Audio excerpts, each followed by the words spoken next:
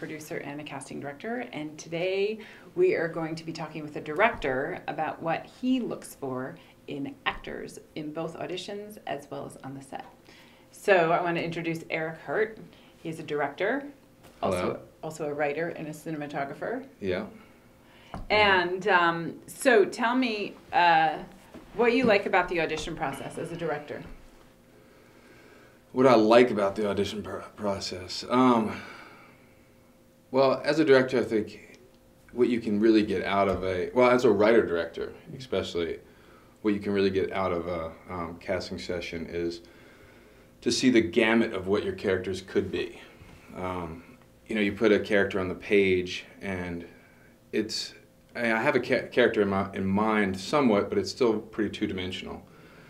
And then when you see various actors making choices about what the background of that character is, or their take on it, it really can expand that character, and it becomes real at that point. So, which is really, it's exciting, and it's exciting, but it's also just breathes so much life into your characters. Some actors always ask me, and I don't like it when they ask me, so I wonder if they say, what are you looking for? Do you like that question? I totally agree with you. I think that's not even the real purpose of a casting session. I think that what I'm looking for from an actor are their choice, their take on the character.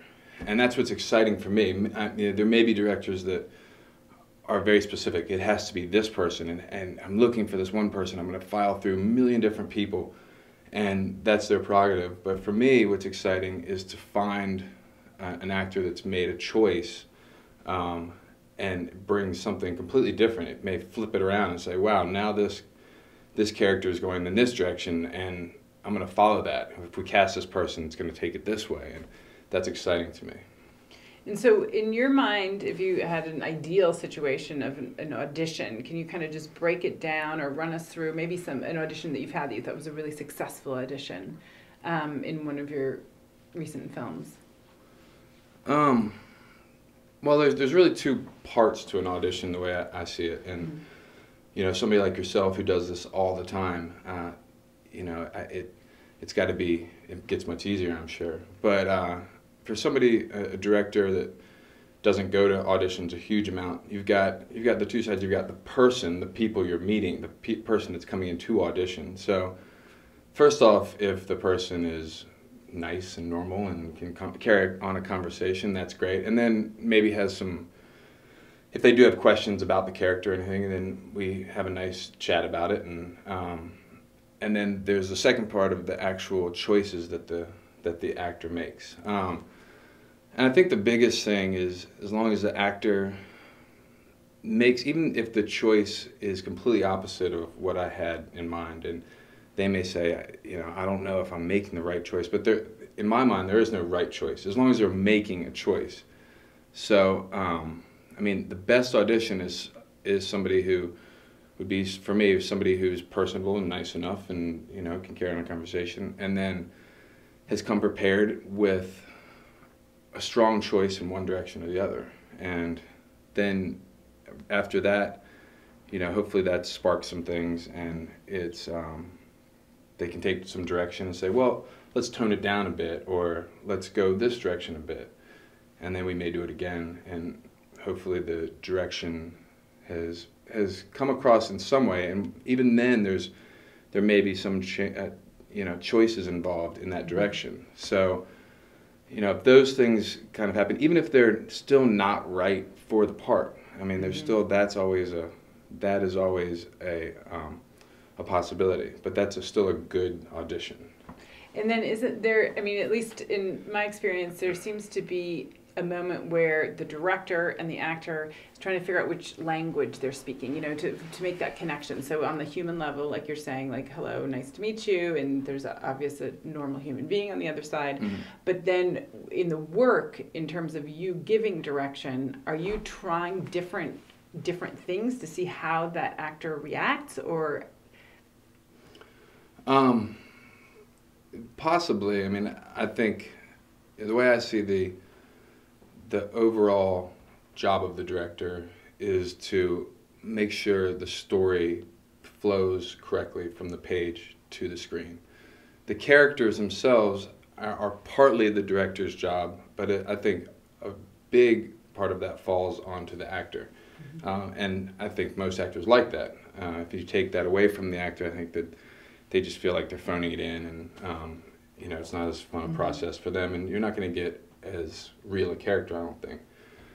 So, what was the question again? I went. No, it's about the translation, because I know some actors, let's say, are trained with Stanislavski, and some actors are just really method, or some actors, you know, don't have that training. So I'm just wondering, do you approach actors, and can you see that? Can you understand that in the way that they're speaking to you, or questions they ask, that then you have a different approach? Yeah, and I think that approach, as I was mentioning the story, I think that approach is going to come from story. Like, the choices they made may be great, and so at that point, if they make a good, strong choice, that right there is like, okay, they've made a strong choice. It may be completely wrong for the story, but I know that they've thought about the character, they've read whatever sides that are there, maybe they've read the whole script, and even if they don't have that, they've made choices. And if they don't have the whole script to really know the background of the character, then maybe they've made a choice that is completely, you know, out of sync with the story. But to me, that's okay, because they've made a choice.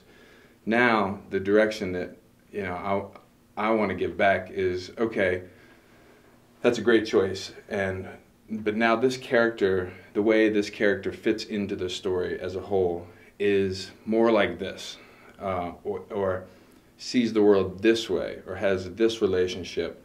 And so I think that's the best kind of direction I can give as a director. For me, you know, as long as I'm relying on the actor to come up with the character a lot, because that allows them the freedom to then say, okay, I made this choice, and now how do I take this direction in this character? You know, how do I fit this character into this story? Does that make any sense? Yeah, no, it's great. No, because that's why actors love auditioning for you, because you give them so much to be able to play with. And then, so does that translate? So that's in the audition session. So you're assessing that, and then I'm assuming it's not a final product that you're looking for in the audition session. No, I mean, no. I think, no, definitely. If you see that there's range, and you see that somebody can make a choice, really strong choices, then and there is that undefinable kind of, like, this person's really going to work. You know, there's partly just that in the casting process and how they fit with the character, that it's, you know, I guess you could talk, you know, ethereally about it for days and days, and often you do, but you go in circles. Yeah, the unknown, like, okay, this person is right, a gut or whatever it is, but first off, the person, like, am I going to want to spend weeks and weeks working with this person? How do they get along with other people? Do they have a reputation that they get along with other people? All of this stuff is brought in with them to the room before even the character, you know, they work on the character. So am I going to be able to, you know, how well do they work with other actors? Do other actors like them? Do they give, do they listen to their counterparts? And do they, you know, are they enjoyable to be around? And then the characters and all of that is also, I mean, I would say, to me, they're equal. I mean, I can't work. I agree. You know, I agree, actually, because you've got to be able to work the process, yeah, and the character are the same. The whole project will completely tank, and I think that's something to be. I think that's something to be aware of, even as an actor. Like, do you like this person that you're going to work with? I mean, even as an actor for a director, like, are you going to get along with this person? Do you see the world completely differently? So, and if so, why force it from both perspectives? I mean, this person maybe really made great choices, but are you going to be able to be in a tight room and sets for 6 weeks? And, you know, Yeah, it's a big, I mean, that's talked about a lot in many casting sessions. Yeah. Yeah, well, is there anything else that an actor can do or not do to help the audition process in your mind? Yeah, I think that overall just knowing that there's going to be roles that are right, that work and fit, and there's going to be roles that don't. And the majority are probably that you go into audition for are probably not going to be. I mean, whether it's just a look or, I mean, it could be height or it could be a myriad of things. So trying to fit a round peg in a square hole is, that's just going to happen. So I think not overselling oneself, just come in prepared, make some good choices, be personable, and if it's a match, it'll work. If not, and also look out for yourself. I mean, do your research on the production, on the maybe go in for the audition, of course, because it's good practice regardless. But then do your research on the director, on the production. Maybe it's not even something you want to be involved in. So I think it works both ways. Right. Right, and some people, when you're directing, sometimes they go, "Oh, who wrote the script?" And it's nice to know that you wrote the script in advance, rather than as an actor, you're really embarrassed. You're like, "Oh, this is a great script. Did you write this too?" And it's like, So in terms of working with an actor after they've gotten the part, after the audition, is there anything different about how you approach working with an actor on the set? Well, all actors, every actor is gonna, and I mean, I guess it still goes for the audition, but every actor is gonna have a different way they like to be directed or understand direction. Some actors, so I guess it works for the audition too. So asking questions is in the way that you understand it is important, because some actors are just gonna say, "Do I need to be sad here or not?" And they can. I've seen actors that say that and they're sad and it's a great scene, they're really upset and you believe it, but that's all they needed. Like, am I sad? Because they know the lines, they know where the character is. Am I sad? How sad am I? And so knowing that actor, and it seems very simple, but some actors, that's all they need. Mm-hmm. Some actors are going to want to really talk it out and go like, why am I sad? And what's this? And how, like, what made me sad? And what, so you don't have that much time, of course, as an actor and a director in a casting session, but as you move forward, if you're cast, and as you move forward and as a director with their entire cast, there's going to be different personalities, and they're going to all require, and different levels of skill, and all of these things that are going to require different types of directing. Mm-hmm. And so on set that varies completely.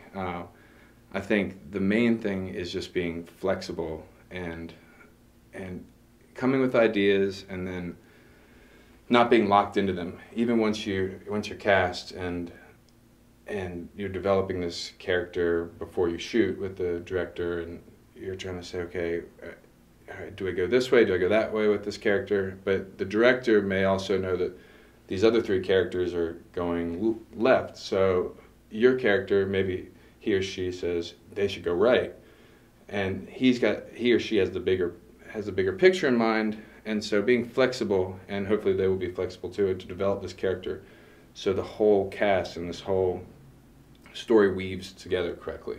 Mm-hmm. So if an actor has a question and mm-hmm. they're like, oh boy, we're short on time, the sun's going down, I'm just going to do my scene, I'm not going to ask the director the question, but I'm not confident about it, what would you think the actor should do?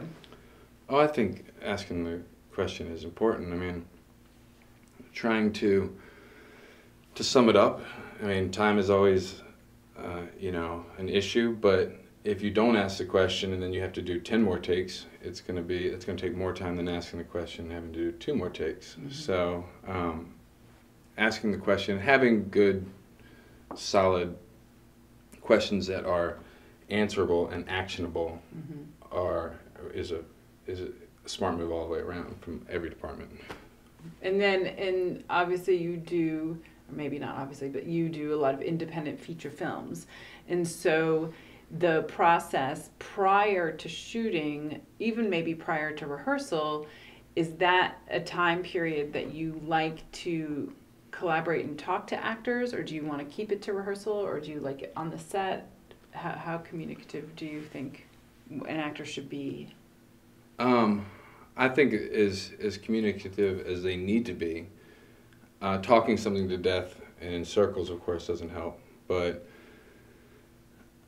I mean, hopefully you get to a point pretty quickly together, and hopefully this, it all comes from the script, so hopefully the script defines a lot of this and sets up a lot of this, the groundwork for the nuances that you're going to work with the character and the decisions that the actor has made.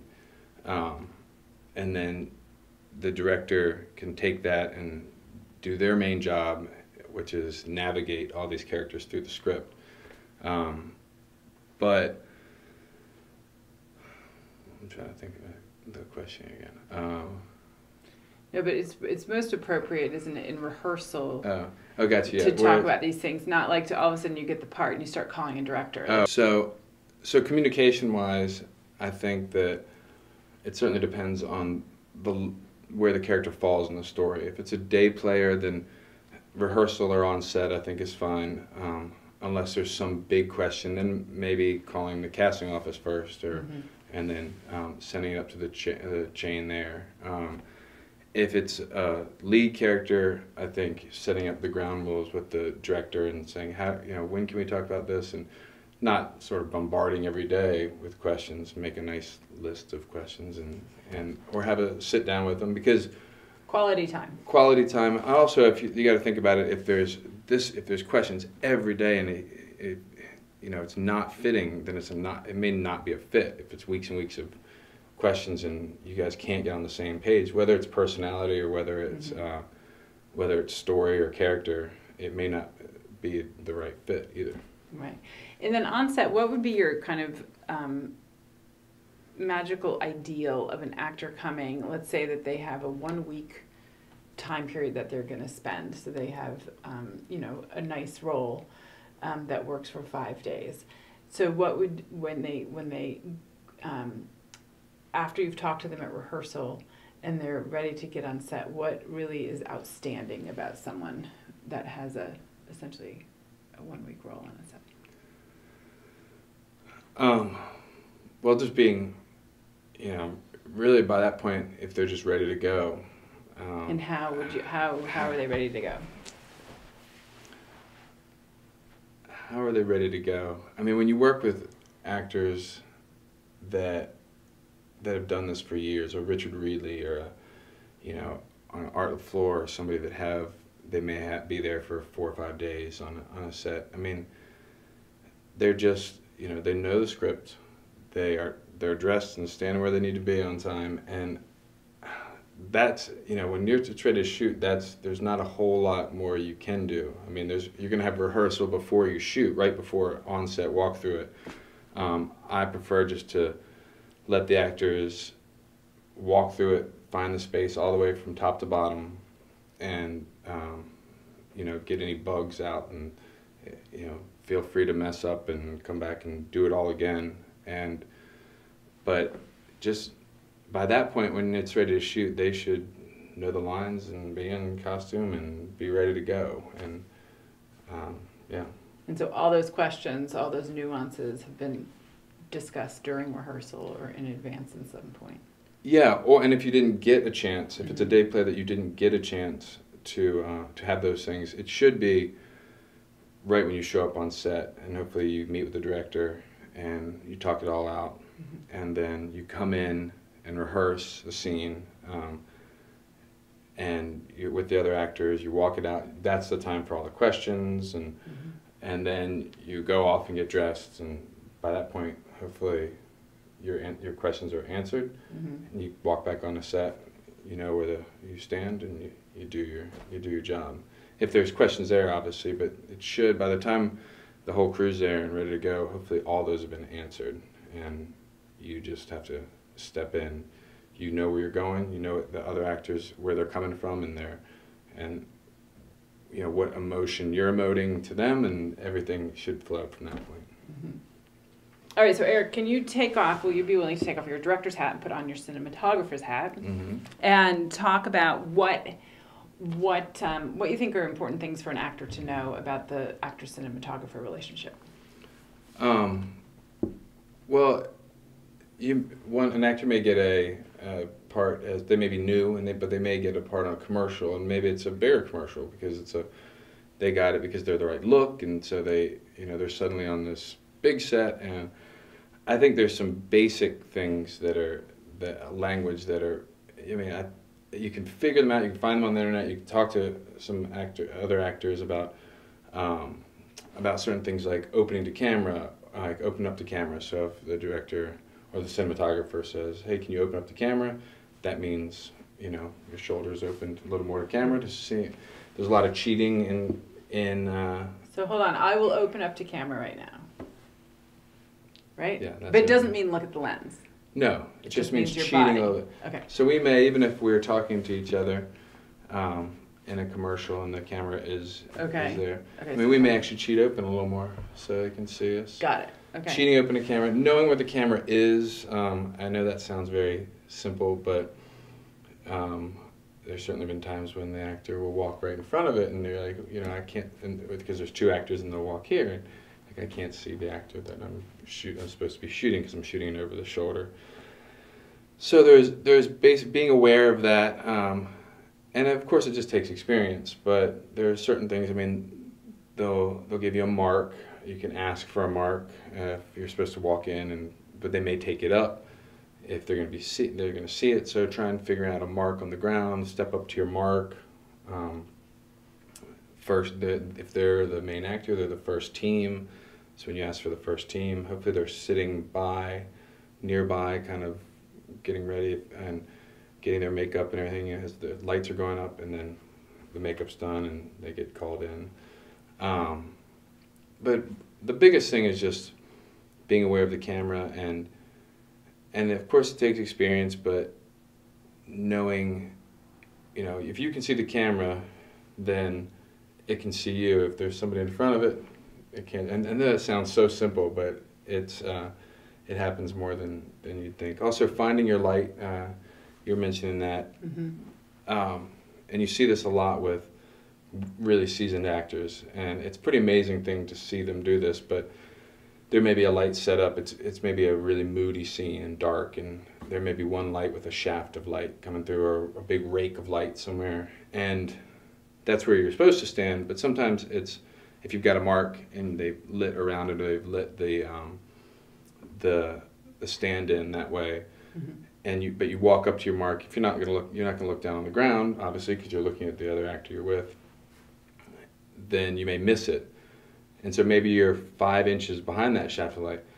But you can still, if you walk outside, when sunlight's hitting your face. So you find that light, and you want that light because they're not going to use the take without you finding the light. So you can do that without knowing. If you know that if you're standing when they're lighting you, or if it's a stand-in, and then you come up, they take the stand-in out, and then you come up and stand in your mark, feeling where those lights hit you and how they kind of hit you is a better mark than trying to look down and see your mark.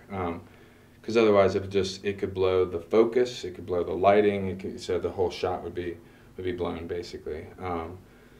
So getting a good sense, and it also give you a good mark if you walk up, where that light hits you, and that's where you need to stop.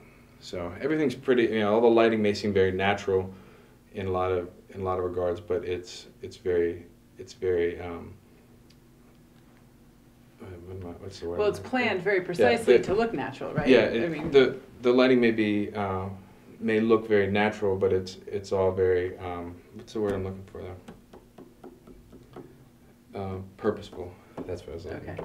As I said, the lighting may seem very natural, but it's all very purposeful. So there may be that shaft of light just for your character to stand in. So finding that, and if it's a looser scene, finding that light so that light gets into your eyes and the audience can see you that may be a little more advanced and a little more seasoned and a lot to think about, but it can actually help you in a lot of ways to find those marks and to find where you're supposed to be.